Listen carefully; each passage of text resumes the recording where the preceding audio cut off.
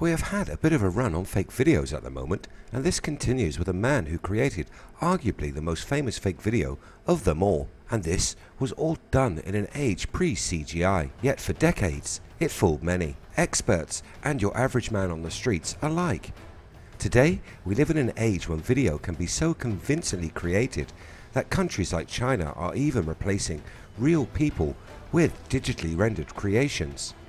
So how did the alien autopsy hoaxers pull such a long-running con so successfully and for so many years? Let's take a look. Welcome to IF, videos on history and mystery. Hit that subscribe button and ring that bell so you never miss a video again.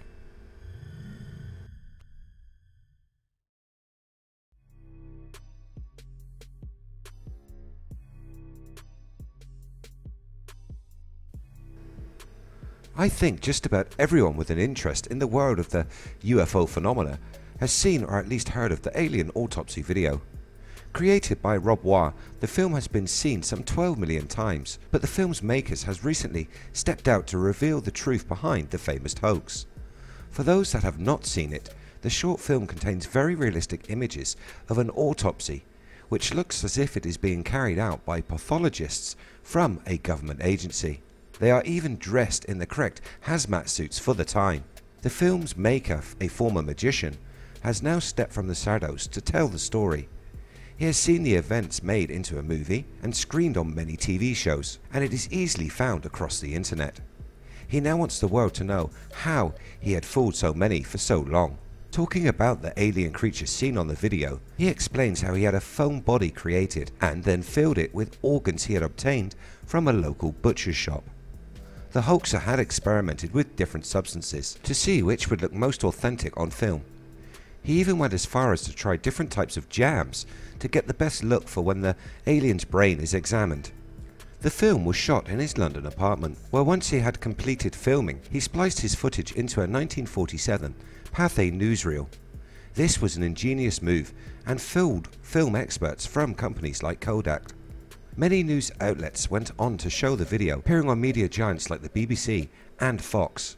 This meant the hoax reached over 11.7 million people. If this video was known to be a fake, this would make for a good diversion by those in governments who wish to perpetuate the myth that extraterrestrials are not real. Or maybe that's just the conspiracy part of my brain kicking in. The video is said to be based on elements of truth in order to give it more credibility in the eyes of the UFO community and the world as a whole. The video suggests that it is linked to events such as Roswell and that it is part of Project Blue Book.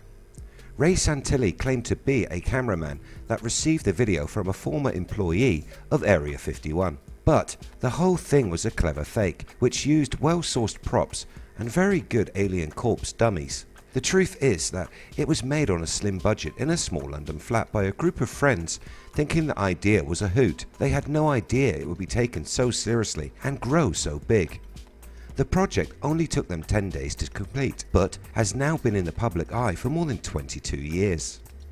A book is in the works which will tell all on how they made the video and created such amazing effects, especially for the time, an age before computer manipulation of images. Today, if a group decided to pull the same stunt, it would be far easier, and we often do see some crude attempts surface on the internet. The technology now exists that could make a digital image perfect and utterly believable. We can see this idea coming into play today. China has just revealed to the world a new AI newsreader. Its appearance, movements and gestures are almost impossible to tell apart from a real person. China's state news agency, Xinhua, introduced the newest member of its newsroom who will report tirelessly all day, every day, from anywhere in the country, and will obviously have no problem reporting untruths and propaganda on behalf of those that program it. This artificial anchor is named Hui Hao. The anchor is seen wearing a red tie and a pinstripe suit. All can be easily changed with a click of a mouse. He nods his head in emphasis, blinking and raising his eyebrows slightly. Xinhua also showed off an English-speaking AI based on another presenter who added, "The development of the media industry calls for continuous innovation and deep integration with the international advanced technologies. I look forward to bringing you brand new experiences. These anchors were developed through machine learning to simulate the voice, facial movements and gestures of real-life broadcasters to present an image that would be identical to an actual person on film, but opens up a can of worms and questions. Why do we need this? Why choose news anchors? Who gets to program what is said? China is giving us a sneak peek of what is coming in our future. Recently, at a conference in Wuhan, southern China, those in attendance saw their photos flash up on a screen as soon as they passed through security checkpoints. Facial recognition technology scanning everyone entering the event in real time. Companies have been discussing cooperating with law enforcement, providing information for negligent citizens to be put on a social credit blacklist. We have all become targeted individuals, a topic you can learn more about in the video linked above. This dystopian future is almost a certainty with our current dependence on digital media.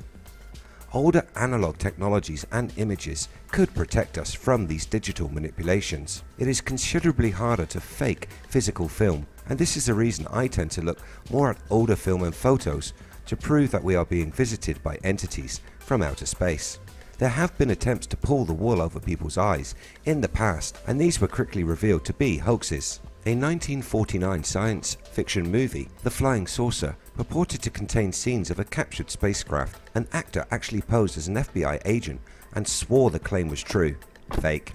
In 1950, writer Frank Scully reported in his book Behind the Flying Saucers that the US government possessed no fewer than 3 Venusian spaceships, together with their humanoid corpses. Scully had been fed the tale by 2 conmen who had hoped to sell him a petroleum locating device allegedly based on alien technology.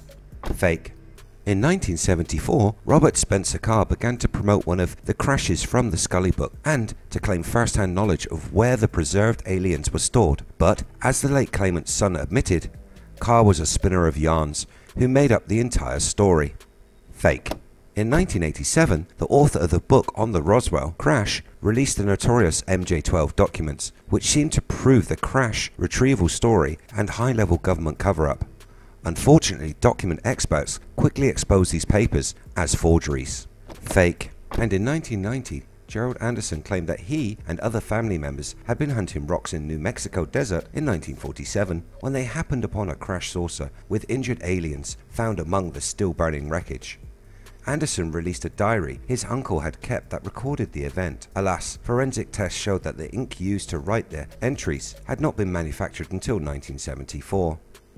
Bringing us full circle back to the alien autopsy hoax we started with. The alien autopsy hoax represented the culmination of several years' worth of rumors, myths, and outright deceptions. If these hoaxes were good enough to fool people, we must be extra vigilant today and in the future. The advent of digital media, and now its open manipulation, should have us questioning almost everything we see. Do you think this creation of AI anchors is a good idea? Do you believe in the alien autopsy video and that it was used to cover up a real video? Where do you think digital manipulation of video will lead?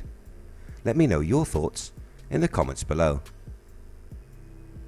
If you enjoy what we do here on the channel, hit that like button and maybe give it a share. You can catch the latest on social media by searching weareif. Thanks so much for watching. See you next time.